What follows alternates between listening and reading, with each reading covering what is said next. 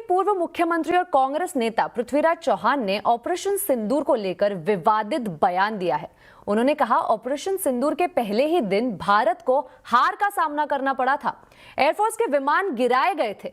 मंगलवार को पुणे में चौहान ने कहा, 7 मई को हुए करीब आधे घंटे की हवाई झड़प में भारतीय विमान उड़ान भरने की हालत में ही नहीं थे, क्योंकि पाकिस्तान की ओर से उन्हें गिराए जाने का खतरा था। इसी वजह से एयरफोर्स को पूरी तरह ग्राउंड कर दिया गया था। उन्होंने दावा किया कि अगर ग्वालियर, भटिंडा या सिरसा से कोई विमान उड़ता तो उसके गिरने की पूरी आशंका थी। इतना ही नहीं, वो अपने बयान पर अड़े हुए हैं और माफी मांगने को भी तैयार नहीं है। पृथ्वीराज चौहान ने कहा है कि इस मामले की पड़ताल होनी चाहिए। त्यामुळे मग एक असा विषय निघाला की मग मोदींनी का मान्य केलं। पहिल्या दिवशी आपला संपूर्ण पराभव झाला। 7 तारखेला जे हवाई युद्ध अर्ध्या तासात झालं त्यामध्ये आपला टोटल पराभव झाला, हे कोणी मान्य करो अगर न करो। आणि त्यामुळे त्या दिवशी भारताची जी विमानं पडली त्या दिवशी सगळा भारताचा एअरफोर्स ग्राउंड झाला, त्यानंतर एकही विमान उडलं नाही। मैं करूंगा, डिटेल बात करूंगा जी। I will talk to media properly. So are you apologising right now? अरे बिल्कुल, मेरा राइट है, constitution gives me right to ask questions. हालांकि कांग्रेस ने इसे पृथ्वीराज चौहान का निजी बयान बताकर इससे पल्ला झाड़ लिया है। कांग्रेस ने यह भी कहा कि आर्मी का अपमान किसी भी सूरत में बर्दाश्त नहीं किया जाएगा। कांग्रेस नेता प्रमोद तिवारी का बयान सुनिए। केंद्रीय मंत्री रहे हैं, मुख्यमंत्री रहे हैं, मैंने उनका कोई बयान नहीं सुना है, इसलिए उस पर कोई प्रतिक्रिया नहीं दूंगा।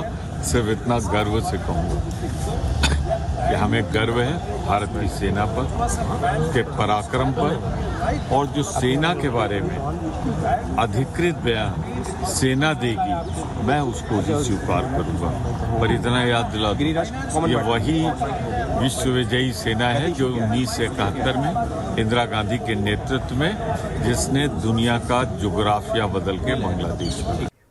इधर बीजेपी नेताओं ने पृथ्वीराज चौहान के बयान की कड़ी निंदा की है। उन्होंने कहा है कि कांग्रेस नेताओं की पुरानी आदत है।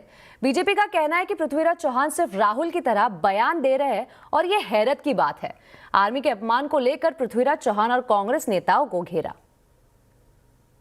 देखिए, ये आईएनसी इंडियन नेशनल कांग्रेस नहीं है, ये इस्लामाबाद नेशनल कांग्रेस है, ये एंटी नेशनल कांग्रेस है और सेना का अपमान बन चुकी है कांग्रेस की पहचान।